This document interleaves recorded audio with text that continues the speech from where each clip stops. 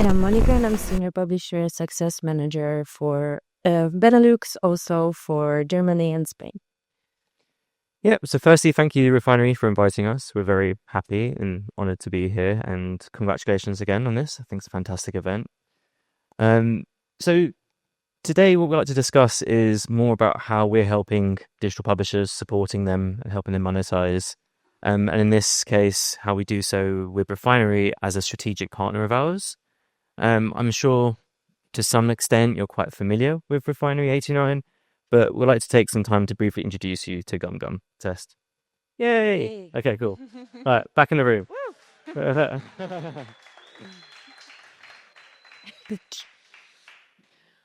So, yes, GumGum. So you're perhaps expecting to hear something along the lines of this today. And yes, we do operate in many markets globally.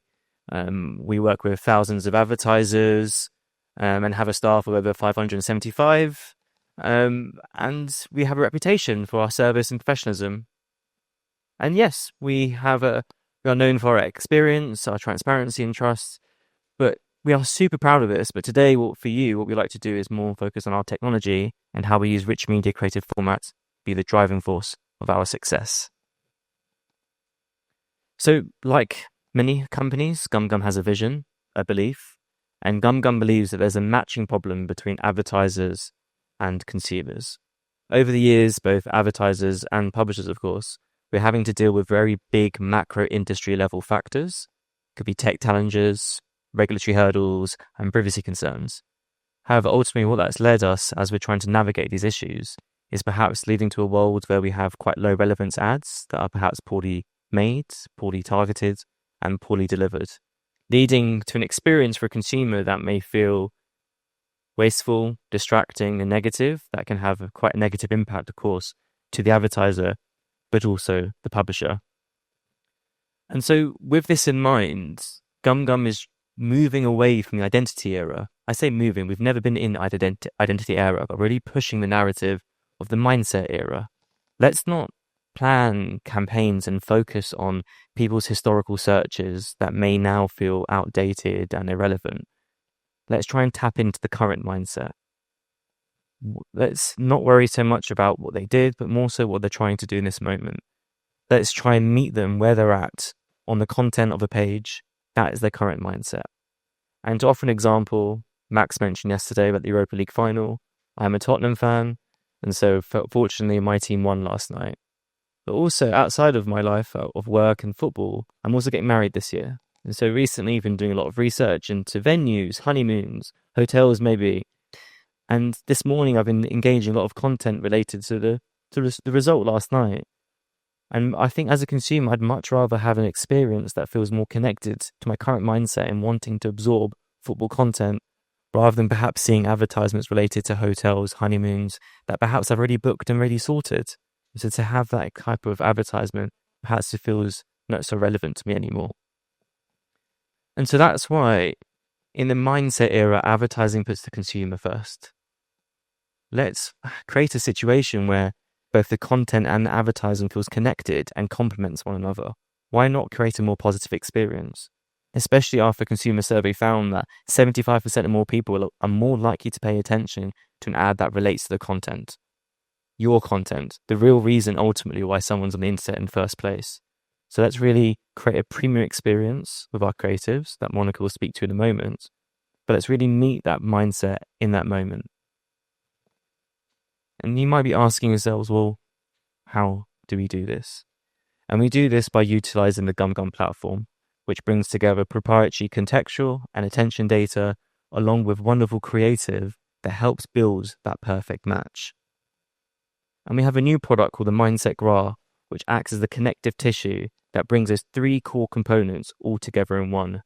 From the moment a campaign is being planned, to being built and designed, to being delivered and reported, the Mindset Graph helps advertisers using the rich metadata of contextual and attention based on content of our publishers, create a fantastic environment for really positive experiences and also advertising that ultimately hits performance benchmarks. Let's talk a little bit more about our creatives and how we kind of capture that moment. I'd like to pass on to Monika. Yes, and now that we've talked already about the contextual and attention, let's actually look into creative itself. Because even if your ad ends up in the right place, it still needs to earn the attention. And it actually doesn't happen by chance. It's something that we design for, and we design for very deliberately. So in GumGum, we have built a creative that is supported by the attention data, and it's something that we actually track. So we track how user engages with our ad, and then we use this data to refine the way we design. So one example of such ad is the one you see on the screen that is called Hang Time. It's one of our newest format that was designed specifically to hold attention, but as you can see, in a very subtle but yet effective way. And since we launched it, it was a huge success. It's one of our best-selling format in all the markets we operate. Another format we are particularly proud of is in-screen cascade. And this one was created specifically for mobile, where most of us spend most of our time online. It's essentially a combination of two strong other formats that are merged into this seamless unit. And it gives brands, sorry. So instead of having to choose between high impact and user experience, it kind of does both. And it's actually something that our advertisers or clients appreciate a lot. And they say 73% of them say that we actually lead our way when it comes to delivering high impact formats that are at the same time visually elevated and also kind of user friendly. So in terms of awareness, when campaigns need some extra scale, let's imagine that we need some extra pushes of awareness, or you launch a new product. We also have products formats that were specifically designed for that. And an example of such a product is desktop skin that you can see in the middle. I'm sure that a lot of you are familiar with this type of product. So our desktop skin continues to be one of the top performance, top sellers, because it gives you kind of, not you, but the advertiser, kind of visibility that really stands out, especially when it's placed on a premium desktop inventory. In general, offering formats like desktop skin, in-screen expandable, or hang time gives us opportunity to serve the presence, to be present on the site, but also without interrupting with user experience. As you can see, those creatives are really beautiful, really deliberately designed, so it kind of always combines both. But of course, we also understand that not every format fits every publisher. So we are very flexible, and we try to always have this kind of flexible approach that is adapted to your needs, to what your audience likes better, to what your site is better fit for. So we are very flexible in these terms. But beyond formats, what really matters is actually the quality of demand behind them. So through GumGum, publishers have access to thousands of premium global brands from all over the world, from different sectors like entertainment, retail, automotive, sports, like a lot of different top brands. Our sales team has over 150 sellers globally across the entire world. And also we have top trading deals with many agencies in all the countries we operate. And we have, as you can see, more than 20 global markets. And in all the markets, even if those are not our core markets, we still have some demand, we still have some good deals, and we still deliver there.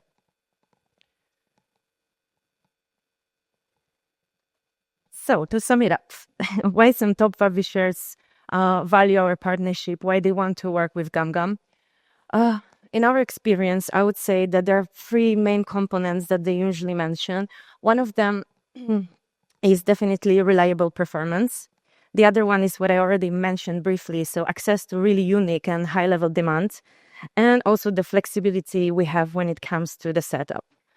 So we design creatives that are meant to drive results, not only decor your page and look good. We give you access to really high-end and very unique demands that opens new revenue streams that perhaps for some publishers wouldn't be even possible to achieve without cooperating with us or Refinery. Also, we are very flexible. That means that we have different integration types. We understand that every publisher might have different needs, might prefer, server-to-server solution or header bidding solution, or we support all of that, and we understand that we need to be flexible. So we understand that there is no one-size-fits-all model, and we always try to adapt to publishers' particular needs. And everything that has been covered so far is obviously available through our partnership with Refinery89. This collaboration has been going strong for over 6 years. Actually, we had that conversation today that we've been working together since the very beginning of Refinery. So it was hard for us to even remember what was the exact start date, but it's definitely over 6 years, and we operate together in more than 20 markets now. But just as important as scale is the way we work together. So thanks to Refinery's local expertise, but also the strong relationship with publishers, we can bring our GumGum solutions to a wide range of partners. Also, it's a very straightforward process with us, so things go really smoothly. So onboarding, daily support, everything is really flexible, but also very smooth, thanks to our combined efforts with Refinery. So altogether, this setup helps boost your yield, make sure that the performance is strong, and also that the day-to-day support and everything is just going smoothly. And that's it from us. Thank you.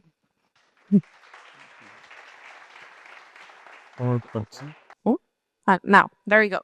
Okay, so thank you so much, actually, for letting all the publishers like what is our partnership, and also like what are all the products and offers that actually GumGum sums to our demand stack as well.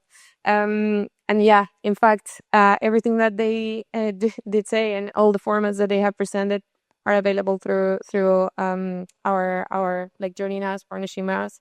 But yes, to start, actually, I would like to jump a little bit on how has been our partnership like in the very last year. So what sets the partnership with Refinery89 apart from other partnerships you have? I will take this one. Basically, this is something that we partially covered in this last slide of the presentation, because what we really value is that you guys have this very unique expertise and you focus on all the publishers giving like, very good day-to-day service, which realistically speaking, we as a GumGum couldn't maybe provide. So instead of like, us going to every page and managing this ourselves, that would be impossible. We can work with Refinery, and the service is also always outstanding, definitely. Another thing is that you operate in a lot of markets and that are not necessarily our main scope, but also thanks to that, we can kind of connect with publishers that maybe we usually wouldn't connect with because those are not our core markets. And yeah, That's basically. I'd also add that you're just really nice people. Yeah, And it's true. it's nice to work with people that are friendly, approachable, willing to try new things. Like GumGum is always creating new products and new initiatives. So you rely on certain partners to be able to help you test and push that out. So that's another really important thing. That's a very big one for us because whenever we launch a new product or have some new idea, Refinery89 is always one of the first publishers to test with us. So that's great because that's also great for publishers, for their partners, because you don't have access only to the solutions that already work, but also like early access to what is coming next. And I think that's also kind of cool. And we are very appreciate that you always test with us. Hello. There you go. Okay. Yeah, actually, as you were mentioning, we really like to work with GumGum as well because of also the broad kind of type of formats you bring into the table as well, and how that makes a difference also in our publishers is not only being a +1 bidder, but also like, okay, how we can literally show something with a high relevance for the user at the end of the day, and that it remains catchy, that they stay, that the viewability is great as well at the end of the day because it's something that's calling their attention. It's like the behavior of the ads is really cool. Jumping on that, very nice people, right? And you guys are really nice people, yes, and always open and etc. It's really nice also because we have super identified also those demand partners that have their own kind of formats. So whenever, of course, this is technology, sometimes there are certain things in creatives that goes a little bit crazy right there. So we know exactly, okay, which is this partner. We contact super quick. It's fixed like in really short time. So yeah, it actually is really good to work together just in that flow. Jumping into the MRC accreditation you were speaking before. I want to do like a really deep focus on brand safety and suitability, let's say. Could you explain how this transparency actually benefits the publishers directly, for example, in terms of premium demands or having access to higher CPMs. Yeah. So GumGum was really proud to be one of the very few MRC accredited companies in the world. Is everyone familiar with the MRC accreditation? Maybe you can go over it. Yeah, so the MRC stands for the Media Ratings Council, and there are certain criteria that you have to meet to be to basically claim that you are content level, contextual and brand safety. And so we went through a very long process with Ernst Young. They did a massive audit of our methodologies and the way in which our technology works. And so along with only Facebook and Meta in the digital space, GumGum is the only company that is MRC accredited. What that effectively means is that we've got kind of like that stamp of approval to say exactly what we do, which is always nice. How it benefits our publishers is twofold in a sense. Our own contextual has a brand safety, but also it's able to understand sentiment, language detection, IAB categorization, taxonomies. So we get a lot of rich metadata from doing contextual analysis. And to offer a couple of examples, we've done a few case studies. Should I just take this off? I don't know. Anyway, we've done a few case studies. COVID is a very obvious one. Other brand safety competitors, they might deem a lot of content as not brand safe because they may have featured the word COVID, for instance. Whereas our technology is able to look beyond that and understand the sentiment of why COVID's even being mentioned. So an example was, I'm not sure if it happened in your respective countries, but in the UK, everyone became obsessed with toilet paper and pasta. And so everyone ran to the supermarkets to find toilet paper and pasta because they were scared it would run out. And so we had a lot of articles out, a lot of news publications, lifestyle magazines, basically giving people tips on how to find toilet paper and pasta, which is perfectly brand safe. There's nothing negative about it. But all other, I'm going to take this off. Oh, it's over me. Okay. A lot of other brand safety companies deem that content as not brand safe, so it was not monetizable for a publisher. Whereas GumGum, we were able to monetize it. Another example, last year there was an article by Taylor Swift that was the most visited page in the world on that day. And it was about a concert that she was doing in Liverpool in the UK, but she also gave a large donation to a food bank because unfortunately in the UK we have an ongoing crisis with the cost of standard living. So the biggest article that was visited in the world on that day by almost every single company in the world was not monetizable except for GumGum. And so the reason I reference these examples is that our technology is able to look beyond just the very blunt kind of methodology of like not brand safe. We actually have a very sophisticated model in place that's able to best monetize your sites as much as possible. And we only do that methodology against all those fantastic creators you saw that pay premium prices. And so you get a net higher CPM. You're able to kind of be more rest assured that more of your pages are being seen as brand safe and as a result, monetizable. Good. Do you have any questions in regards like all this that Karam just mentioned? Or wait a second till you get the mic. There you go. Hi. I think it's interesting for the publishers to understand how is your process of onboarding, because like I understand that well, and I know that at the beginning maybe you are testing and trying and understanding the audience, and the more you know about the site, the higher you invest. So I think it's interesting for the publishers to understand why is that and why you need time to optimize a website. Yeah, I would take this one. So essentially the onboarding process starts always with quality control. So this is where we need some time to just assess the site that it meets our requirements. Then from quality control, it passes to the setup. And we always start with creating the tags for publishers based on the integration of your choice. So it kind of depends. Usually most of our publishers work with through pre-bid client side, but there are a lot of server-to-server solutions as well. And from there, it kind of depends. So the next step is the alignment that we do. Make sure that all the formats that you're going to run will be displayed correctly, just because we don't want to launch it, push it, and then have misalignment at the beginning. And then next step is on the publisher's end. So they integrate our adapters. It's a very, very straightforward process. And then it goes to myself and technical ad solutions team, where we actually check the integration. We make sure that everything that we are able to beat, able to win, that everything works fine. And once we have a green light from them, we push it live. So I understand it sometimes might seem lengthy, as you said, but it's just because we prefer to make sure that it works properly before launching it and then finding out that it didn't work. So better to be safe than sorry. We also work with well, firstly, everything that GumGum does, everything is done internally. So which is, I think, is a big advantage. Everyone's an expert on just GumGum. Another thing that we do to kind of safeguard a little bit is that we work with two companies. One is called Human. They look at kind of MFA and like ad frauds and sophisticated IVT and GIVT. And so we have a close relationship with them, and also NewsGuards that again looks at quite a similar setup. So we also lean on external companies that are leading in their fields to make sure that the premium advertisers are working with quality content and not domains that have a reputation for perhaps being MFA. Wow.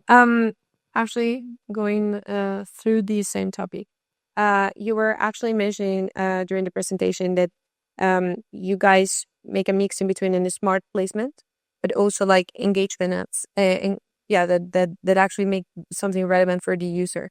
But also, it's important for the publishers to know if there is any kind of way to make their inventory within your system a little bit more attractive to brand partners and agencies.